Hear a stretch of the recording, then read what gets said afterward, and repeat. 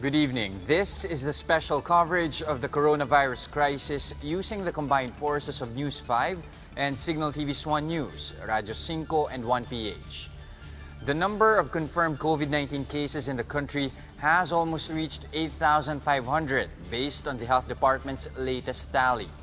As of today, there are 8,488 confirmed cases of the SARS-like disease, with 276 new infections in the last 24 hours. 20 new recoveries were recently recorded, bringing in a total of 1,043 patients who recovered from the illness. 568 patients passed away, with 10 new deaths recorded today. The fatalities, unfortunately, include 2 babies. The department also reports the country's daily testing capacity is still at 6,420 per day, thus failing to meet their goal of increasing the country's capacity to 8,000 tests per day today, April 30. Still, Health Undersecretary Maria Rosario Vergeres says they will continue their efforts to reach this target. Government agencies are studying a possible extension of the LGU deadline for the distribution of cash aid under the Social Amelioration Program, which was supposed to end today.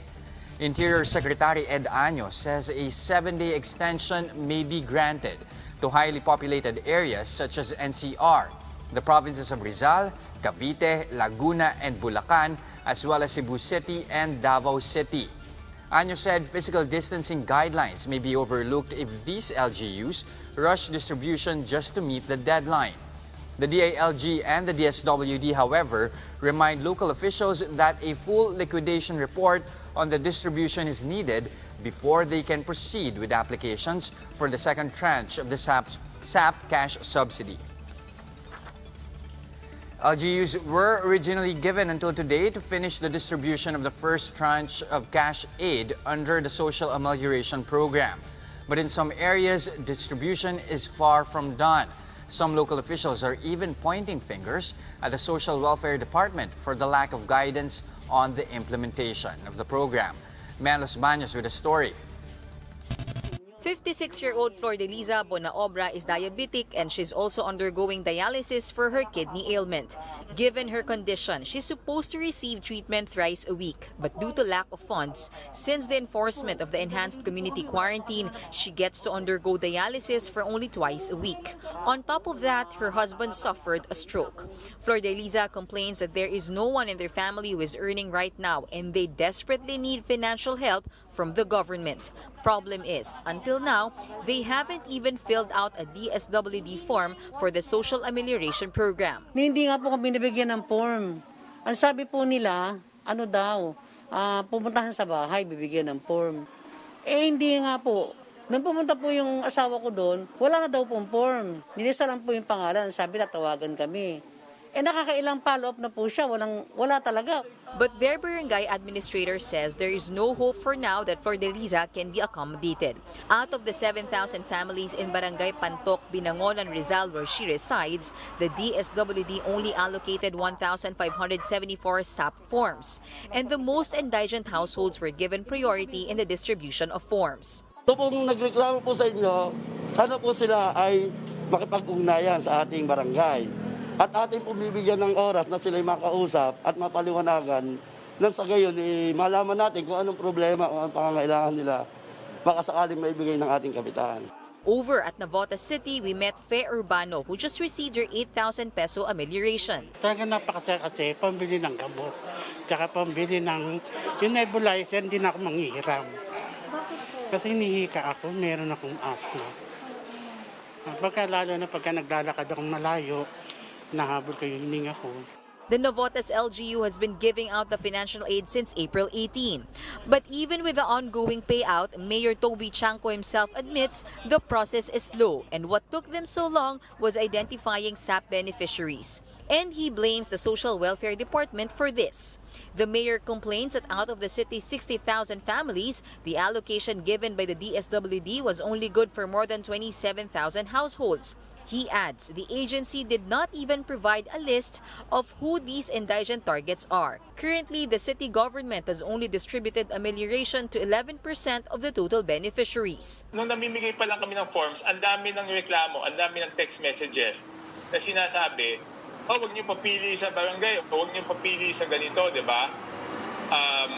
So they wanted transparency. So the most transparent way is yung listahanan. Ang problema, hindi naman binigay sa amin yung listahanan. The DSWD meanwhile explains that they provided the LGUs clear guidelines on how to choose the beneficiaries for the SAP. Ang DSWD ay naniniwala at nagtitiwala sa ating mga lokal na pamahalaan, considering na mas kilala nila kung sino sa kanilang mga constituents ang dapat mapasama doon sa social amelioration program base doon sa eligibility criteria na the DSWD has provided. But Mayor Chanco insists they could have finished the distribution of the cash aid faster and earlier if only the list was given to them. Kaya mabagal is because, yun nga, mabagal yung pag-identify at hindi din ganun kabilis mag-distribute ng pondo. Inavotas, kaya medyo bumagal pa kami ng konti is kasi madami kaming natutuklasan na mga hindi nagde-declare ng totoo, tapos may pang mga nagdo-double ng form, double application of form. Siyempre dapat salain namin yan, di ba? So talagang medyo makagal. The Navotas LGU targets to finish the first tranche of SAP by the second week of May. For News 5, Mean Los Baños, we are One News. Foreign travels might not yet be possible until next year as the Department of Tourism gears for the implementation of a new normal for the country's tourism industry. Secretary Bernadette Romulo Puyat says traveling abroad at this point is but a dream, even after the enhanced community quarantine. Under the new normal set by the DOT, tourism establishments will undergo regular inspection. Sanitation and disinfecting devices will be provided for tourism workers.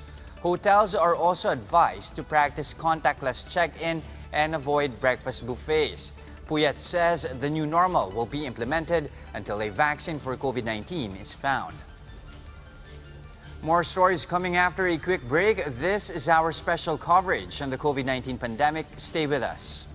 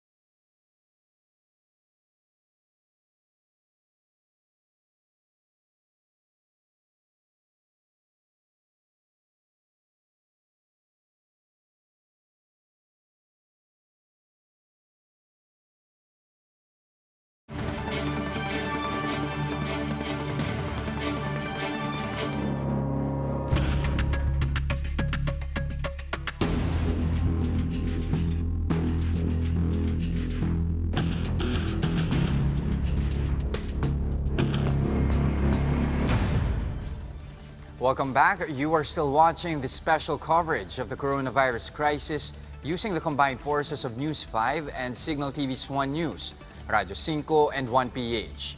Manila Mayor Isko Moreno signs an executive order placing Manila's 1st District under hard lockdown beginning Sunday. The hard lockdown will take effect from 5 a.m. of May 3 to 5 a.m. of May 5 Tuesday. Under the order, the entire District 1 will be shut down to give way to disease surveillance and mass testing operations. Around 500,000 residents will be affected. Exempted from the hard lockdown is Divisoria's night market and the Manila International Container Port to ensure the continuous supply of food and the flow of cargo. The Philippine National Police is considering to use taser guns in dealing with quarantine violators. In a virtual press conference, PNP Chief Archie Gamboa says they are eyeing this option after a series of controversial incidents involving policemen during the enhanced quarantine period. This includes the scuffle between a police and a Spanish expat in Makati City, the alleged trespassing of policemen in a condominium in BGC, and the death of ex-soldier Winston Ragos in Quezon City. Gamboa adds he is open for any probe against law enforcers for possible human rights violation. However, he maintains that policemen are always reminded about upholding human rights. It's part of the plan of the PNP for, ang tawag namin dito is non-violent, no? Or those equipment na hindi siya other than the firearm. So, lumalabas ito, meron nga yung mga taser, and then meron pa yung tinatawag na mechanized na parang iipunin niya yung tao at ito gamit ang makina. Quezon City's Task Force Disiplina has responded following a video showing one of their personnel beating a man for alleged lockdown violations. The group admits there has been a lapse on how their men handled the situation. Lynn Olavario has a story. Wounds and abrasions to the head, face, and leg. This was when Michael Rubia showed the media after receiving a beating. He was repeatedly hit with a stick by Task Force Disiplina officer Joel Laurel. The footage taken in Panay Avenue, Quezon City has since made rounds online. In the video, the 38-year-old fish vendor can be heard screaming.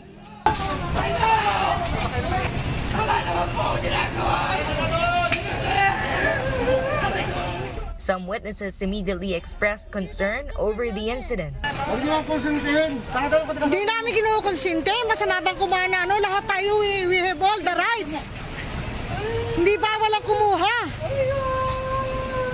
Pero you're abusing your power. Hindi nyo dapat gulpin ang isang tao. Ando na po tayo, pero pagtulungan nyo na lang italin. Italin nyo ang paa.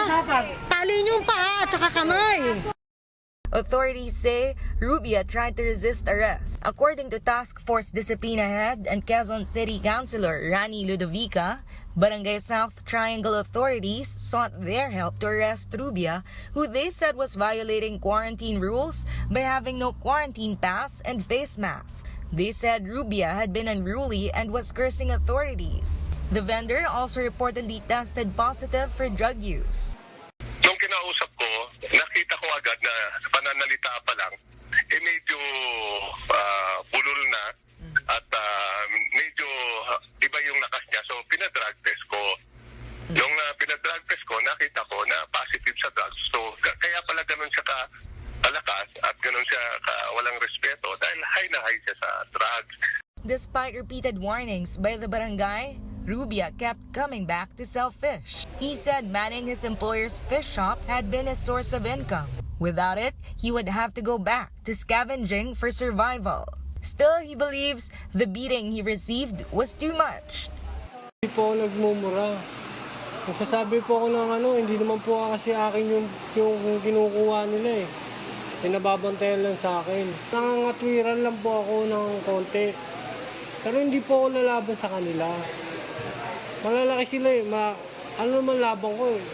Ludovica admits their task force personnel had gone overboard. Ang punto din ho namin doon, kung ito naman ho ay talagang sumamalan din ng maayos, hindi na rin siguro dumating sa ganong sitwasyon dahil lang trabaho lang yung naman talaga rin namin na i-implement yung batas. Pero hindi rin ho namin dinidinay, lalo na ako, na nag-overact din ho yung tao po namin. Humihingi rin po akong dispensa po ron sa mga pangyayaring yun at kami naman po ay hindi namin to-tolerate kaya sinuspended din agad namin yung tao po namin. The Quezon City government has issued show-cause orders requiring the public officers involved in the viral video to explain their actions. Charges against Rubia have been dropped, but he will be turned over to the Quezon City Drug Treatment and Rehabilitation Center in Barangay Payatas for drug use. The Interior Department also reminded that while all LGUs are bound to implement quarantine guidelines, enforcement and apprehension of violators should be done in a reasonable manner. A report on the incident will be submitted to the DILG Central Office for evaluation. For News 5, Lynn Olivario, We Are One News. Meralco houses healthcare workers from the medical city in Pasig at the Meralco Center in Ortigas. Meralco offered their multi-purpose hall, which was repurposed as a sleeping quarters. This will serve as a workers' temporary shelter as it is close to the hospital. Meralco assures that they can stay for as long as they need. Healthcare workers will be provided with beddings, amenity kits, internet access, SIM cards, a television with Netflix, and set meals daily. They will also have access to Meralco Center's shower and toilet areas, exercise equipment, and pantry. Currently, 32 frontliners from the TMC are using the facility. That's the latest on the enhanced and expanded community quarantine. For more updates, follow News 5, The Philippine Star, and Business World Online. I'm Jess De Los Santos. We Are One News.